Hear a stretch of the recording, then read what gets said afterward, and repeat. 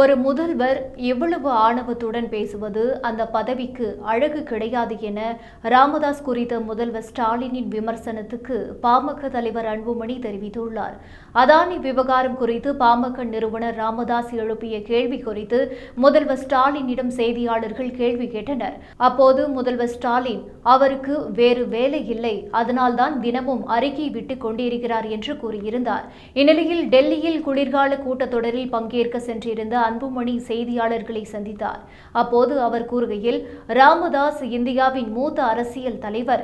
பிரதமர் மோடியால் போற்றப்படும் ராமதாஸை இந்தியாவின் அனைத்து தலைவர்களும் மதிக்கின்றனர்.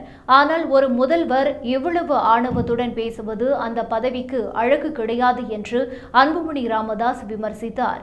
மேலும் அவர் பேசுகையில், கௌதம் அதானியை முதல்வர் ஸ்டாலின் தனது வீட்டில் ரகசியமாக சந்தித்தார் என்று ராமதாஸ் கூறினார். கேள்வி கேட்பது எதிர்க்கட்சிகளின் கடமை. பதவியில் இருப்பவர்கள் பதில் கூற வேண்டும்.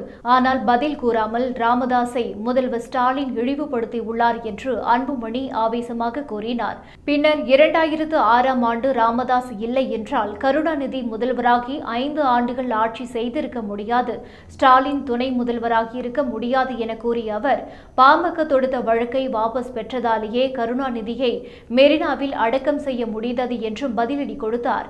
மேலும் கருணாநிதியிடமிருந்து ஸ்டாலின் எந்த பாடத்தையும் கற்றுக்கொள்ளவில்லை என விமர்சித்த அன்புமணி, அதானி விவகாரத்தில் மடியில் கனமில்லை என்றால் ஸ்டாலின் பதில் சொல்ல வேண்டியதுதானே என்று கேள்வி எழுப்பியுள்ளார்.